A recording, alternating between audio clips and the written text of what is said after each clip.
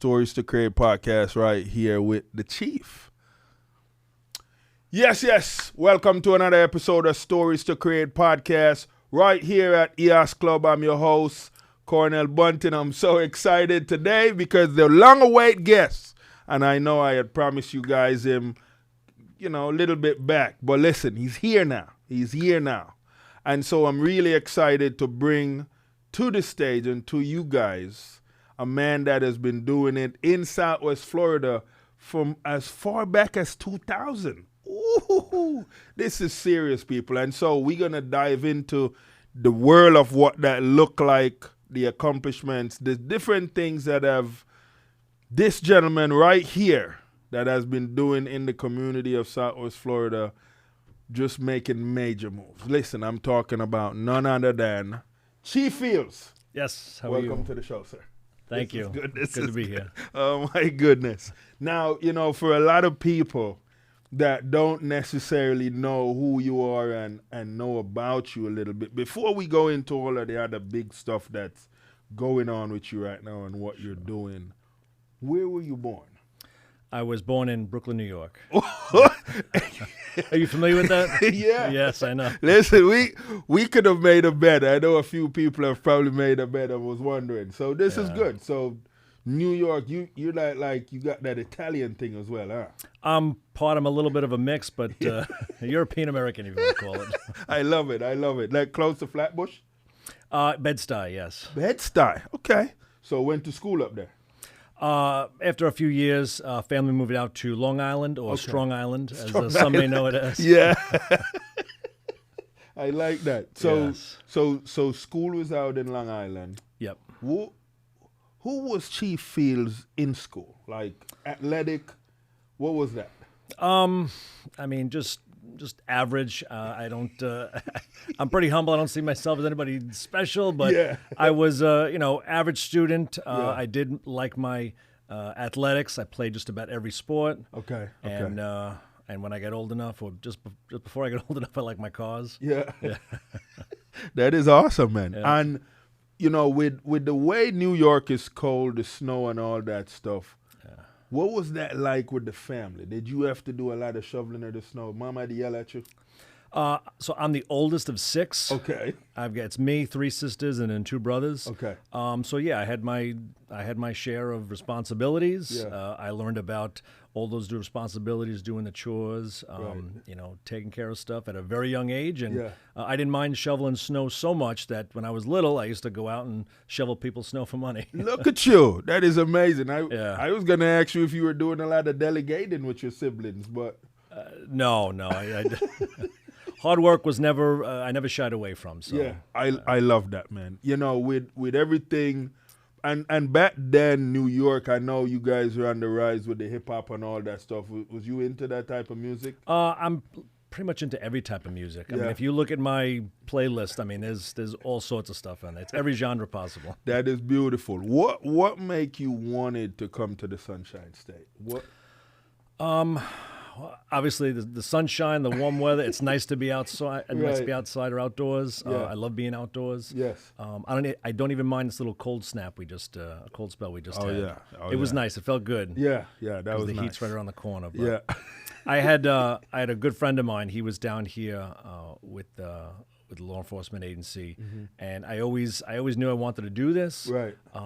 So when I was of age and I was eligible, I took the NYPD test. Okay.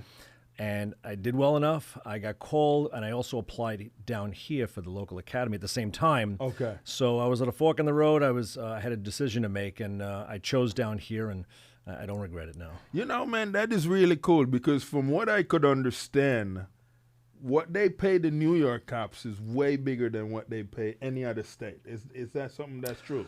Not necessarily. So back in late 90s, early 2000s was the salary up there was the same down here. Oh, it was? Okay. Yes. Okay. But there's so many different municipalities and villages, and each one has their own police department, so the pay does vary. Okay. Yeah. But New York does, in some areas of New York, has an extremely high salary, yes. Yeah. Wow. Now, you decided to move to Florida. You had you'd up the whole family, or you just by yourself first? Well, at the time, it was just me, my wife, and my oldest daughter. Okay. She was just born. Yeah. I came down here, and I focused on the academy because I knew I had to, without the academy graduation, Right. I didn't have anything after that. Right. I needed that first and foremost. So that set the foundation, and I got picked up by Fort Myers Police. Yeah. And been doing it ever since. That's amazing, man. You know, some people get excited about the police academy, as you were mentioning it, because of what they did with that movie. I don't know if you remember when Police Academy 1 came out. The comedy movie? Yeah. Yeah. When people see that, how realistic or how close is that to some of the training that you got to go through? You're jogging my memory here for Police Academy. It's a little bit, but it's mostly on the comedic side. But yeah, there's always a little bit of truth in there. Yeah. And there's, I still, to this day, I still work at the Police Academy. Oh, amazing. So yes, I love to teach, I love to instruct, I love to train, and I'm out there every morning with the recruits doing the physical training and trying to instill a lot of good habits for them to carry with them throughout their career. Wow. So, because you've now been in from 2000 to now. That's 26 years, man. Yep. That's a lot right there. Now, time flies. Time flies. I know a feel like this because, in the earliest, because now you don't see the crime so much now. In your earlier years, did you get to have to deal with a lot of that type of stuff? Yeah, definitely. And I think that helps. It makes a well-rounded officer because they see, just like in people, we see the good and bad and everything. We see the positives, the negatives. And yeah, we weren't a great city back then, but we are doing really, really well now. Yeah. And I think we're using that momentum to make us even that much better. How you keep your wife calm for knowing that you're in a job that she could get any type of news at any time? The reality of it is anybody, anywhere, at any time, something tragic could happen. Right. Whether it's a car crash, or it's somebody doing something silly in a restaurant, anything could happen. Right. But the big kicker is her dad was a cop for 24 years up in New York. Okay. So she already had that mentality. And the second thing is, law enforcement officers, we go through a tremendous amount of training. Right. So we go into any situation, we have the training, we have the tools, we have the experience, we have the knowledge. We've got a lot of stuff backing us up, so we're not going into anything blindly. Right. So that, I think, really gives us an advantage. I love that, man. And, you guys have done such a wonderful job in trans. And I want to say maybe this kind of started before COVID, but I'm not going to speak on that because the numbers way more than I do, because I know there was a point where we had some challenges with some of the communities here, especially before what was the other chief before you that was here? Chief Diggs? Yes. How far you feel you guys have come since that time? I think my biggest thing was I wanted to rebound off the platform that he set for us. Right. He did a tremendous job. I can't compliment him and his command staff that he developed around him to combat violent crime. He set out to do that, and we really knocked it out of the park. I was happy to be a part of that, along with all the other supervision, all the other officers, the supporting civilian staff. Everybody really did a phenomenal job, and we're reaping the benefits of that now. Because all violent crime is severely down. So I'm happy to report that. Yes, happy to say that. I got to say, because I now see that you guys even now have good relationship with people in some of the communities. Yes, that was one area when I took over. I said I really want to capitalize on that. I think that was the missing piece that he didn't get it up. He didn't get a chance to finish out. Right. I know that was on the cusp, but I knew that, and I got a community policing background. Right. So I know the value of working with people. Yes. Working with not only people within the community, but all our local, state, federal law enforcement partners. Our amazing state attorney's office. We really have developed a ton of good quality relationships out there. Right. And all of that combined makes us a force multiplier to reduce crime and to bridge those gaps and break down walls and barriers, just to make sure the police and the people that we serve, whether they're residents or visitors, is really firing on all cylinders. I love that, man. And with some of what you're doing now, some of the focus a little bit is on these youths that we have finding themselves in the juvenile system, then going into the prison system. How we, working to prevent more of them not getting there. Yeah. So we have a juvenile unit that goes after our most violent, dangerous juveniles. They have a number of tactics and strategies and initiatives that they implement, and it's kind of like the junior model of our group violence initiative. Okay. These are all, I call them the tip of the spear. I mean, they're going after the most dangerous, violent people, and just the isolated ones. We're not just blanketing and going after anybody and everybody. The ones that really are doing the most damage out there, we are hyper and laser focused on. So we have that. Now that's on the enforcement side, and there's always a educational piece to it. So we want to try and help them with whatever we can. Some people don't want help, and that's fine. That's what the jail's for. But we also do a lot of work within our community engagement. We attend a number of events. We try and get as much preventative and crime prevention tools out there. And our SROs have the most contact, law enforcement contact, with kids in middle school, high school, elementary school. So we're trying to educate them early on, whether it's safe driving, stranger danger, stay away from drugs, everything. We want to try and make sure they become and grow up to productive citizens. Now, recently you guys have upgraded your IT department and all these different, because you guys even have a robot dog. No, we don't have the robot dog. You guys don't have the robot dog. That's our partners over at LCSO. The partners, okay. Yes. But the IT area or the IT component of what you guys have doing now, how many changes have you guys made since the switch over? So the technology piece, I will give a shout out to Chief Diggs. He brought in that Intel unit, and I believe we had the first one or one of the first ones in all of Southwest Florida. And that really helped us to track, to monitor all those technology components, whether it's the body cams, whether it's additional video cameras, and all the different programs and dashboards that we have access to now. Really take the investigative process and just shrink the timeline down. So we're able to catch criminals, we're able to locate them, find them, monitor them.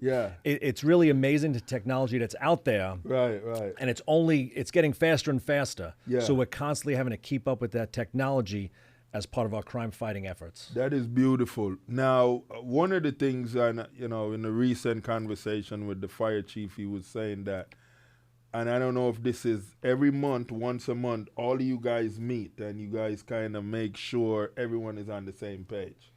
What is that looking like for you and your department? So I'll do you one better. We meet daily. My command staff, which is myself, my deputy chiefs, I got my chief of staff, and all my captains. We also have our legal advisor, PIO, a public information officer. We meet daily, every single day, and we go over, what happened the last 24 hours, what's coming up the next 24 hours. So that's a daily meeting. We also do, and every 3 weeks, we have what's called a city stat report. And we look at everything happened the last 3 weeks. So we are staying focused and current with everything. We look at problem locations, problem areas, all the arrests that we got. We also look at our successes. Hey, how many events did we go to this 3-week period? And so we look at stuff not only daily, but I mean, obviously there's other reports that I review weekly, monthly, and then annually. And we're just finalizing our annual report right now that we're going to be publishing on our website. That's beautiful. And I know a lot of my listeners are curious, with the development of downtown Fort Myers now, with all the new restaurants coming out, bars and club and all these different things. How prepared are you guys for all that traffic that's getting ready to come into downtown? Very prepared, and we've been prepared for many years. After we've seen a couple incidents happen downtown, Right. we partnered with the city and said, listen, we need to get more security there. So we've got the downtown cameras. Okay. You might see those camera towers that we deployed. Yes, and we'll deploy those throughout the city, depending on what's going on and what location. We have those towers as a crime prevention. Okay. They have cameras on them, so we see what's going on. We're going to be adding to those. Okay. So we're ready for the growth. More importantly, is the city has a special events. Right. Or the words escape me right now, but they're actually meeting right now. Okay. But there's a group that meets, and any special event that is going on, there's a full operational plan. Right. It doesn't matter if it's a simple art walk on a Friday Right. or a major event like we got the 2 Edison parades coming up. Right. 4th of July, New Year's Eve, whatever it is. Right.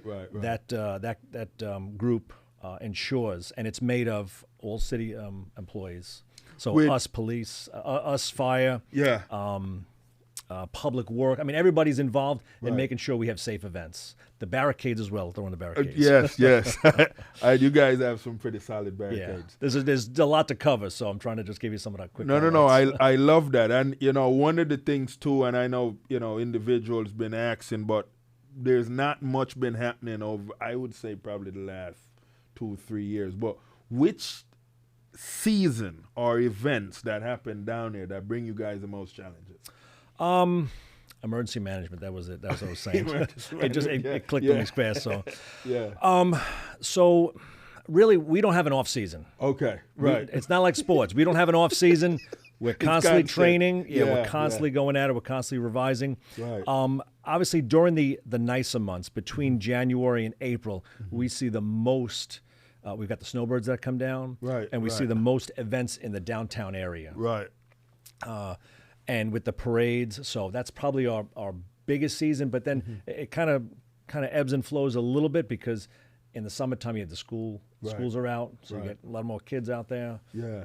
And it kind of fluctuates a little bit. But I love that, steady. man. And I see now a lot of the schools are cooperating with you guys now. Oh yeah, we have a great relationship with the school board, and the superintendent Carl. I mean, great. We talk. We always work on any kind of projects or challenges. We have good communication going back and forth because we just want, first and foremost, safety for every student, teacher, faculty member, SRO, everybody, bus drivers, anybody. It's in or around the school. Safety is the utmost importance. I love that. For individuals that are saying, "How can we join your team?" What is that possible? Is there any opens? What's going on there? So, yes, it is possible. Yeah. Okay. I'm happy to report that spots are limited. Okay. So we do have a very strict selection process and hiring process. So you've got to start out with, obviously, the application first. Right. There's a physical standard. We do an interview, psychological, medical. I mean, there's a number of steps that go through that an individual applicant will go through. Right. And a lot of people get removed from the process, or they remove themselves from the process. So we might interview tens of people, or tens of people might start the application process. However, we might only hire 1 or 2 people out of, I don't know, 20, 30, 40, 50. So it just varies a little bit, but we're very selective on who we pick because we want the right person to join our team. When you take a break from, all the work you're doing, do you guys go back to Long Island, or you try to, go to some type of tropical island or somewhere? We live in a tropical location. Yeah, I've gone up a number of times. Still got some family up there, so. That's beautiful, man. How is the relationship now with the siblings? It's great. Yeah. I mean, when me and my brothers and sisters get together and in-laws and stuff, I mean, we have an absolute blast. Everybody gets along, and it's great. That's beautiful, man. Now, you or your wife, who's the better cook? Oh, she is the total. Totally. This is good. Now, mom is still around. Dad is still around. No, unfortunately, my dad passed away last year. Okay. And my father-in-law passed away. It was almost about 20 years ago. Wow. So my mother-in-law and my mom, and they both are here with me. That's beautiful. So they get to see you quite often. Yes. This is beautiful. Lucky them, right? Yes. Now, what is the relationship like with the city manager, mayor? What does that look like with you guys? Do they get to hang out with you every so often as well? Absolutely, yeah. We talk often throughout the week. Obviously, we're in a lot of meetings together. Right. We'll communicate, whether it's through email, text, phone call, meetings. I mean, so we're in constant communication. Right. Because we have to be to ensure the city runs as smooth as it is. Right. With as diverse as Fort Myers is now, with all the different cultures and individuals that are in, I know people are frustrated about the high situation. Do you guys have any of those type of issue right now?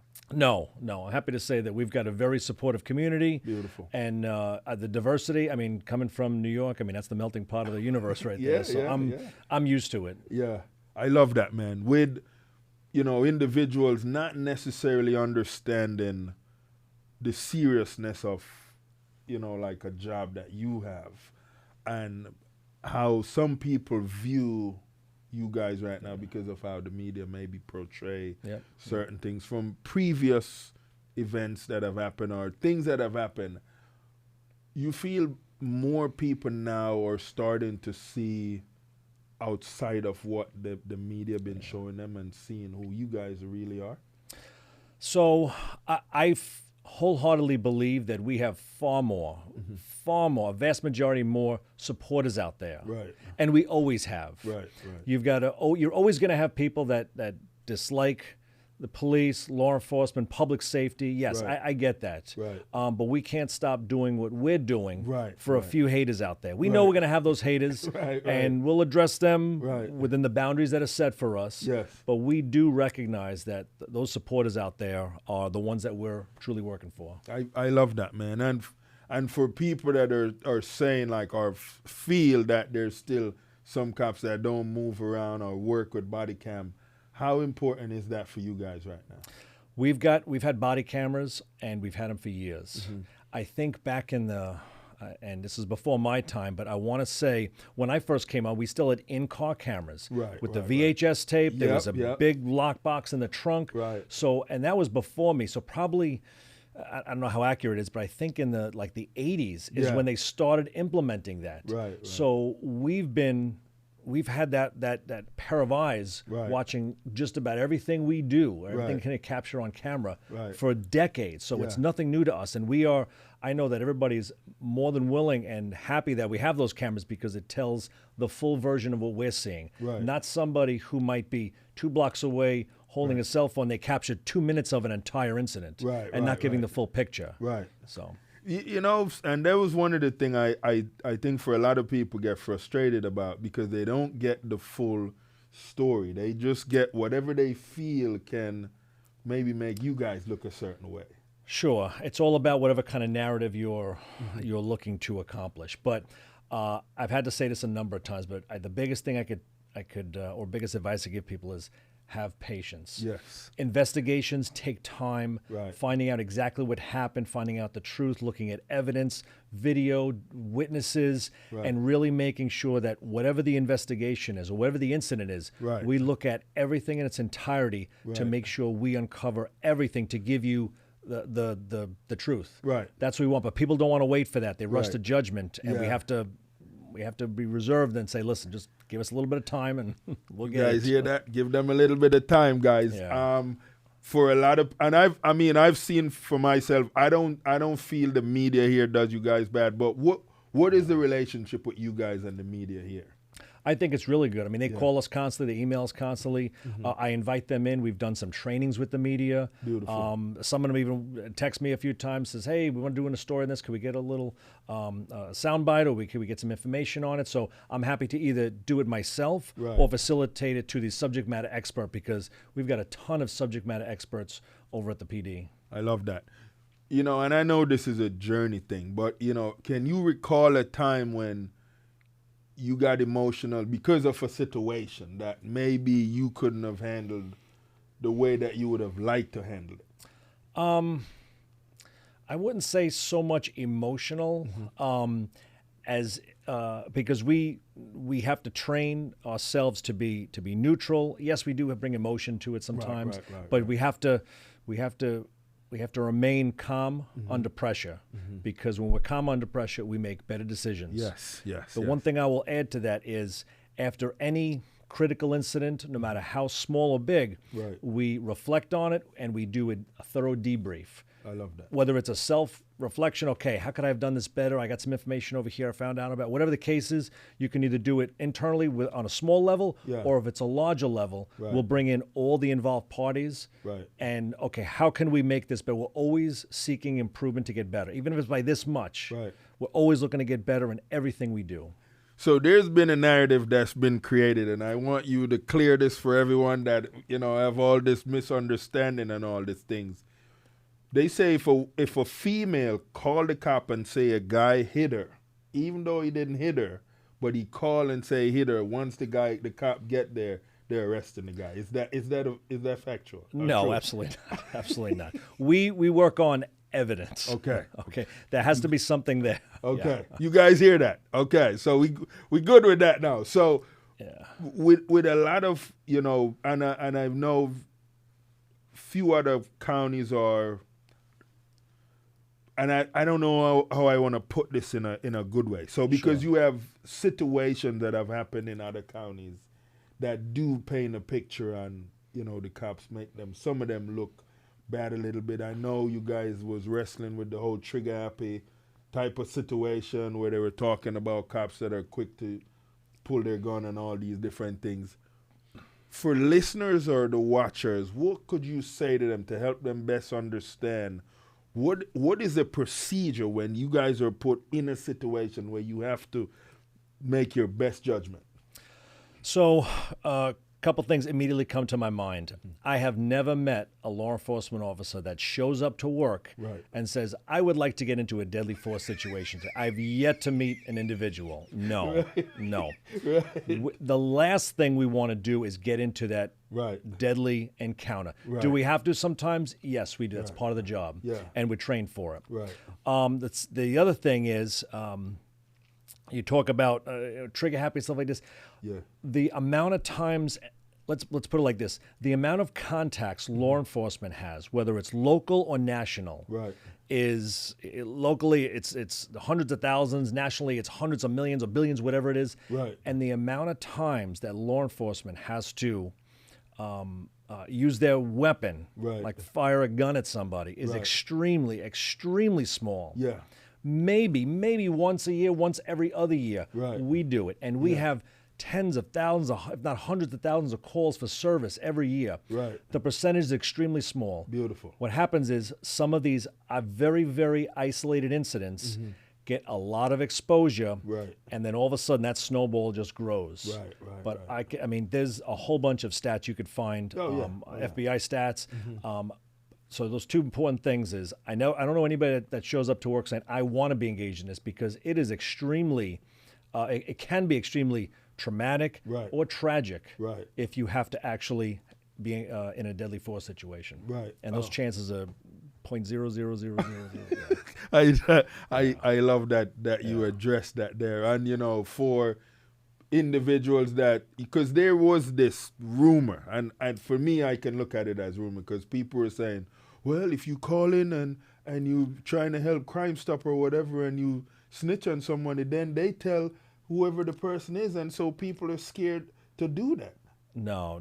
Crime Stop it works much more efficient than that. They're not gonna do that. No. Yeah, you guys are hearing that. We're clearing the air on a lot of these things, because you still have different arguments that get put out there on you guys. And I know there's all these different pictures, but it's always good when they can hear from you guys and know that's not the case.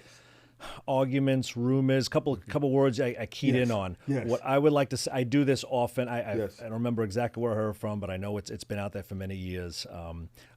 Trust but verify. Trust but verify. Trust but verify. I believe you're telling me. I believe what you're telling me. But I'm gonna just verify that.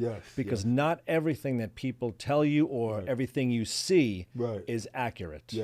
Or going to be the truth. So I encourage people to do their own homework, do their own, I don't want to say investigation. I don't want to get too much, but just seek it out, ask a few questions. Seek out the truth. So I got to say, recently, we had an event where the festival here, the Fort Myers Dunbar Festival acknowledge you and, you know, your body of work and what that was looking like, you know, just to see how they really looked at a lot of what you've done and where you are now. It was just so beautiful. But you being here and just dedicated to here, what made you stay?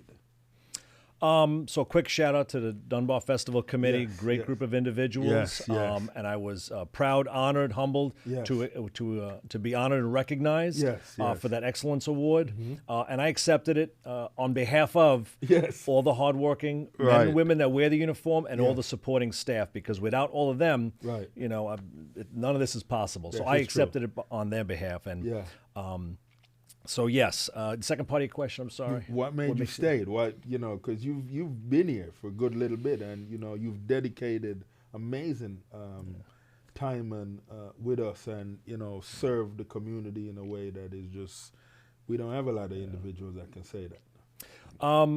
Maybe not a lot of individuals, you know, around. They're out there. I work with a ton of individuals that are dedicated and ready to keep going, and that's me. I'm still ready to keep going. I love that. I think I have a lot more to give, and I'm going to give till my last to retire. I love that. My last working day. I love that. You know, and I know there's been a lot of changes over the years, but you know, from early 2000 to now, you feel like you guys are at a place where you can say, you know what, I think the community understand us better now, understand what we do better now, and we are better at what we do now.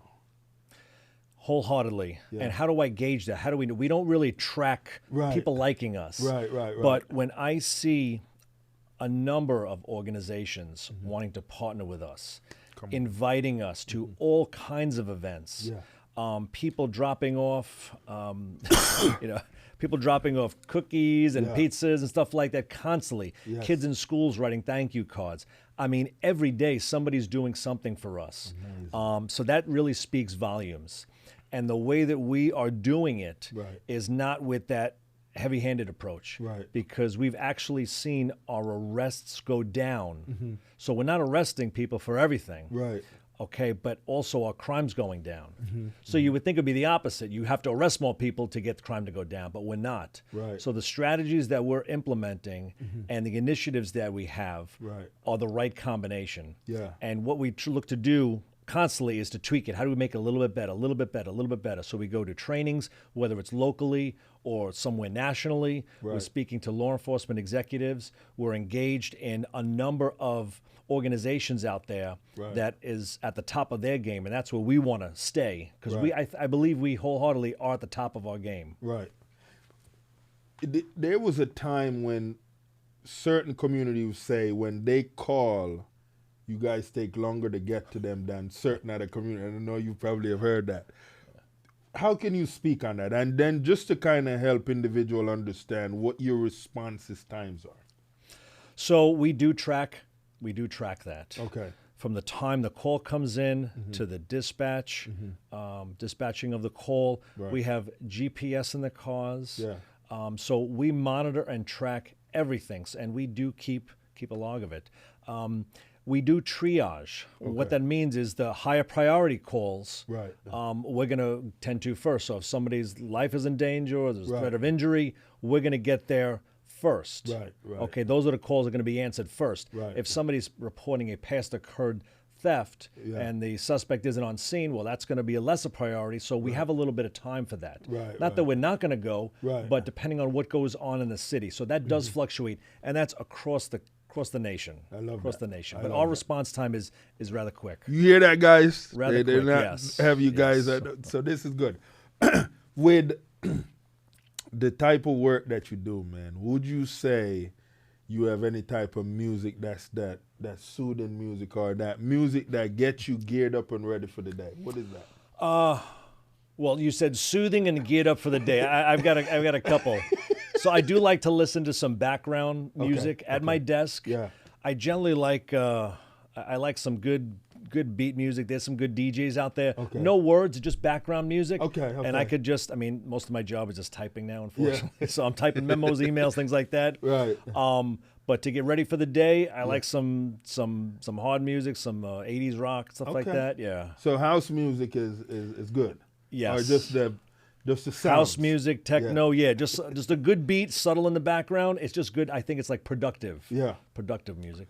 For kids that are considered extrovert that a lot of people get annoyed with, and some would say they're the ones that tend to get in trouble first, what kind of encouragement would you speak to them? I would see if they could channel and focus their energy into something productive, something good. Yeah.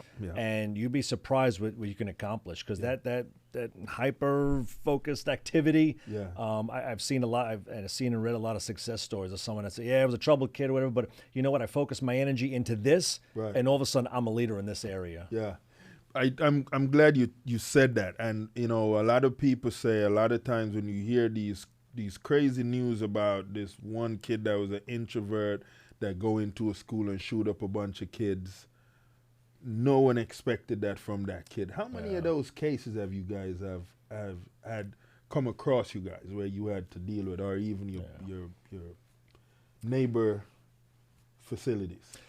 So as law enforcement has advanced, we don't want to always be reactive. We don't want to show up after the damage is done. Right. So we are extremely proactive, which means we partner with all our surrounding agencies, and we have threat assessment teams that go out there and look into this. We work not only with the schools primarily, because that's where the kids are going to be, but at any kind of complaint. We're constantly, combing the internet, combing social media. We're looking for little cues and stuff that we could bring to this group, and how do we have to vet the information, make sure it's accurate? What kind of precautions could we put in place? And yes, we've had some success stories. We believe we stopped either some type of mass shooting, or somebody doing damage in let's say a church or a restaurant, things like that. So we do have a lot of these tools that we use, and it's constantly. Yeah, I know.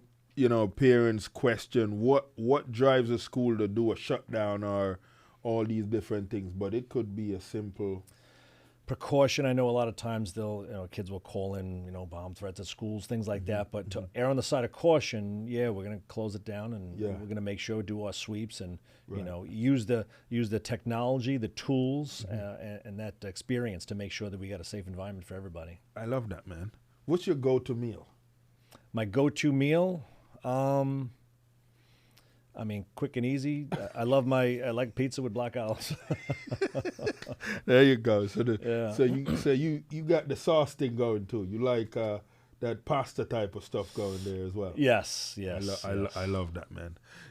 For individuals right now that are wanting to move into, let's say, Southwest Florida, whether it's Fort Myers here, Cape Coral, but unsure on, what that could look like or whatever, what could you say to them to give them a sense of comfort to say, you know what, it's okay? Oh, it's very okay. Yeah. It's very okay. Obviously, I always encourage people to do their homework before you make a major career move. I'm not the impulsive type. Right. So I encourage people, hey, listen, go do your homework about it. Yeah. Check out the areas. Check out this. A lot of stuff you could just at your phone, at your fingertips, you could find out a lot of information. But we have an unbelievably safe, thriving Southwest Florida. I love that. For organizations that want to partner with you guys, that haven't gotten to partner with you guys yet, that maybe think it's challenging to get to you guys, what does that process look like? Just reach out. Just reach out to us, and we'll, hopefully look for a way to partner with you. Like I said, we go out to a number of events, and we're happy to show that collaboration. And meeting law enforcement on a positive interaction or positive terms is always that much better. It is. Which most of the time it is. Most of the time it is. Yes. I love that. What was your favorite cartoon growing up? Favorite cartoon? My Saturday morning cartoons. I mean, Tom and Jerry was always pretty good. Tom and Jerry, gotta love it. But then you get older, you get into some of the other ones, and He-Man and stuff like that. Yeah, it's a beautiful thing, man. Every so often, schools, the kids want you guys to come in, and they get to post up with you guys. Have you done a few of those lately, or not yet? The year's too early. Occasionally throughout the year, we go there. We bring our canines sometimes. We bring the police cars. We bring different vehicles. Beautiful. Next month is Read Across America month. Okay. So every year for I don't know how many years I've been doing it, they will bring in different people from the community, from different departments and different areas, different organizations, and they'll read to the kids. Yeah. So it's Dr. Seuss week. So they go in there. Yeah. I put on my Dr. Seuss out. You'll find it online, and I'll grab a couple books, read to a couple classrooms, and I'm happy to do it. It's great to interact on those terms. Yeah. It's amazing. Now, for people that want to know what to expect, what can they expect for the rest of 2026? From you and your team? It's 2026. So a couple things that we're working on, and we already have in the works. We kind of, at the tail end of 25, we kind of unveiled it. But one thing is we realized that drugs kill people, especially fentanyl. Yes. So fentanyl is extremely dangerous. Right. So we want to find out who's doing it, right, where they're getting it from, and track that down. So through good investigations, through our narcotics detectives, but more importantly, our overdose unit. Right. We designed a unit just to go out at these overdose scenes and collect all this information, bring it back, digest the data, and figure out how to hold those drug dealers accountable. We've had 2 successful prosecutions. One a ways back, the first one in Southwest Florida. We arrested a drug dealer for peddling bad drugs, and it killed somebody. We just did it recently with our partners over in Cape Coral Police, so we had another one. So the overdose unit is first. I'll let you comment because I got a couple other things. Yeah. Because one of the things was I heard the fentanyl is so dangerous. If you touch it, you could die. How do you hold on to so many? I'm confused. Is it a pill or is it powder? It's usually powder. Yeah. It's cut with other drugs and stuff like that. It's super dangerous. Just a little bit can, ingest it in the correct way, or the bad way, whichever you want to say it. I mean, it can have very tragic results. Yeah, oh kill man! You. So you guys have had some cases that you were addressing that. Recently. Yes. So we realize fentanyl is dangerous, and through the state and our state partners, we get some grant money, and we do operations. I mean, even this morning, the Attorney General did a great press conference on a group of individuals. They just arrested the 25th one, so 25, and they seized all this drugs, guns, money. Did a phenomenal job. Amazing. So that's out there too for your viewers to see. To see some of the good work, the collaboration, the teamwork, the leadership, the communication that goes into getting the most dangerous, violent people off the streets. Wow, man. So overdose unit. Next thing for 26 is we realize that people, there are a lot of people out there with mental health issues, different type of crisis they're experiencing. Right. So we have dedicated officers that are highly trained. All our officers are trained to deal with crisis and respond to crisis. However, this group and unit takes it one step further. So they're doing some of the follow-ups. They're partnering with clinicians and different resources out there to say, hey, listen, we're not just going to arrest you. We're going to see if we can do a little case management and what is your individual need? Because not everybody's a cookie cutter, or we can't blanket every solution in the same way. So they follow that path down, and we've had a lot of success stories. Amazing. Those are 2 things. The third I'll throw out there is our canine unit. Everybody loves the canines. Yes. So we are exploring the canine world and looking at some different canines because they are phenomenal. Absolutely phenomenal.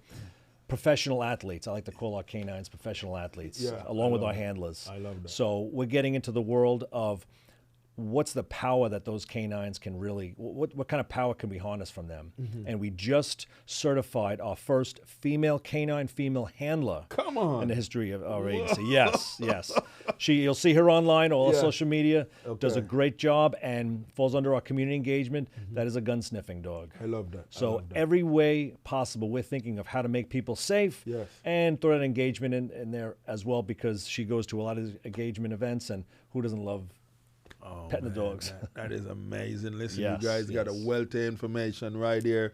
Chief, this was amazing, man, to have you on the show. Yes. This was so cool. Listen, guys, there you have it. If you need more information, you can check out the website. What's the website for? fmpolice.com. fmpolice.com. And we're on Instagram, Facebook, X.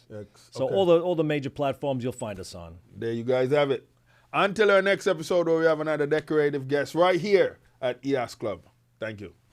Man.